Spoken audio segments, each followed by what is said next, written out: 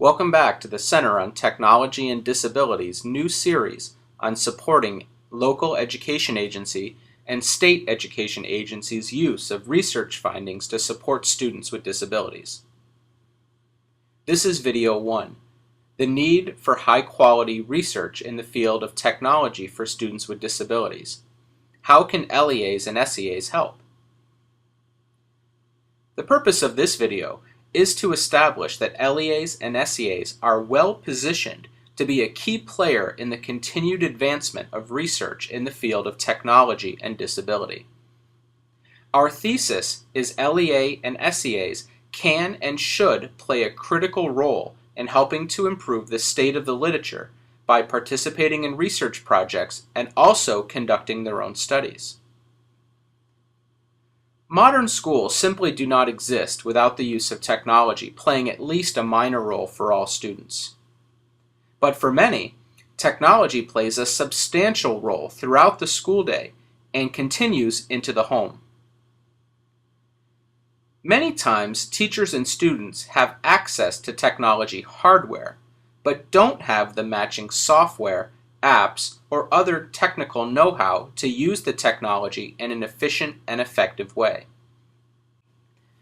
There's a big presumption in the field of education that the use of technology somehow inoculates the product against being inappropriate or ineffective for students.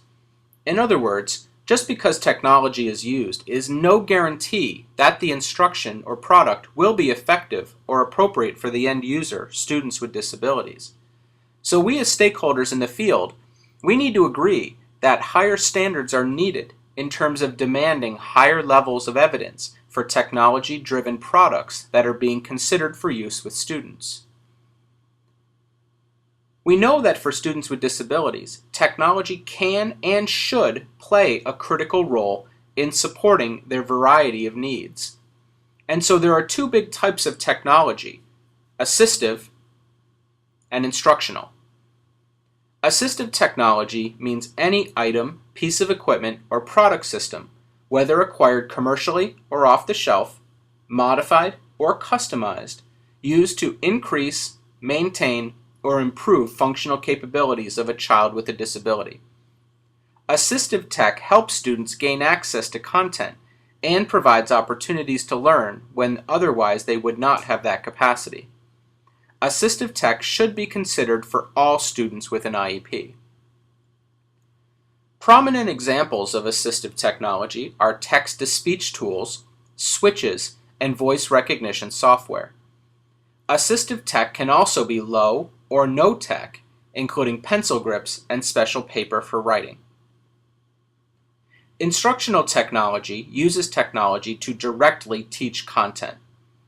Instructional tech is less about accessing the curriculum and more about delivering new information to students. Instructional tech should also be considered for use with all students with disabilities. An example of instructional technology are content acquisition podcasts, or CAPs, which are short, multimedia-based instructional vignettes that deliver instruction for core vocabulary terms and concepts across various content areas. CAPs can be used to demonstrate how to solve equations and other processes in mathematics and other subject areas. There's a strong body of empirical literature supporting the use of assistive technology with students with disabilities to improve a variety of outcomes. Please visit powerupwhatworks.org. The empirical literature base, however, for instructional technology is not quite as strong. An issue for the literature bases for assistive and instructional technology is there are many standalone studies as compared to systematic and sustained programs of research. Standalone studies are fine, and they help move our field forward. But we would benefit from waves of studies examining various facets of an intervention or other approach that can support outcomes for students with disabilities. There's plenty of room for new research to emerge, particularly because of the endless parade of new apps and other technologies that hit the market every day. App developers are often interested in making money, and do not face the same burden of validating their tool or using rigorous research methods. And the speed at which new apps and other technology products are introduced to the marketplace is actually a big reason why the field lacks sustained programs of research. Because new technologies are always being invented, and they often make older technology obsolete. This is where LEAs and SEAs can play a leadership role.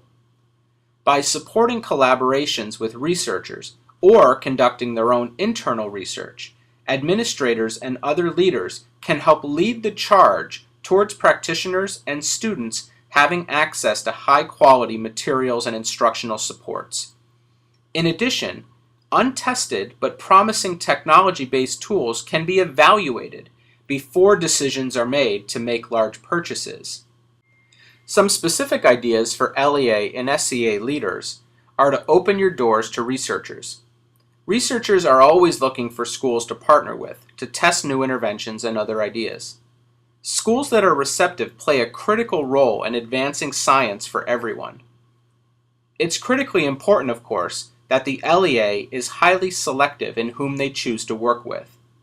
In other words, make sure the researchers you work with are thorough, thoughtful, and meticulous in their plans, and experienced enough to be trusted. It's also appropriate for SEAs or LEAs to pick up the phone or email and reach out to universities and other agencies to see if they are available to team up on projects of mutual interest. Usually, when LEAs participate in research studies, they receive free professional development, materials for students, and other products. When researchers need a letter of support to demonstrate they have existing partnerships with schools to apply for research grants and other funding opportunities, receiving letters of support from LEAs and individual schools is invaluable. These letters are usually non-committal, but can be written in good faith to help strengthen the chances that researchers can win the funding needed to support students in your schools. Other low-stakes opportunities for LEAs is to consent to participate in various pilot studies. These studies are often unfunded or have small budgets, and do not require participation by many teachers or students. However, findings from pilot studies provide justification to pursue larger pots of money and more participants. Some researchers will ask schools to participate in group designs, including randomized control trials or RCTs. Schools are sometimes hesitant to participate in RCTs because half of participants do not receive the intervention. This is understandable, but as RCTs are the gold standard for research, it's difficult to advance science without using the most rigorous designs. Most researchers will agree to provide the control group with access to the intervention after the experiment has concluded. Also, SEAs and LEAs often maintain data sets that researchers, internal and external, can use to answer research questions. It's critical to protect data that personally identifies students, but steps can be taken to protect identities.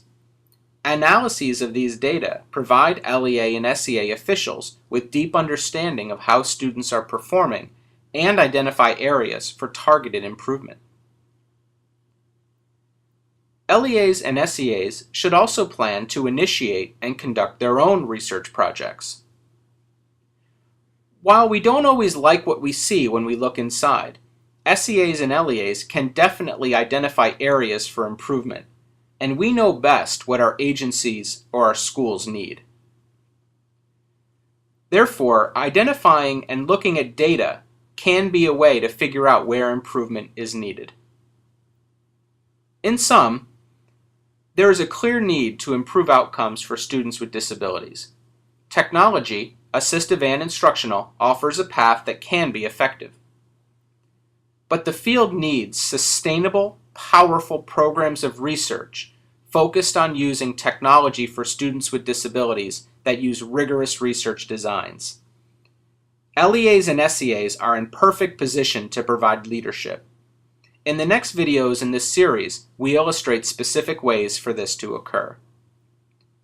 Thanks for watching this video, and please continue using the Center on Technology and Disability and videos from this series.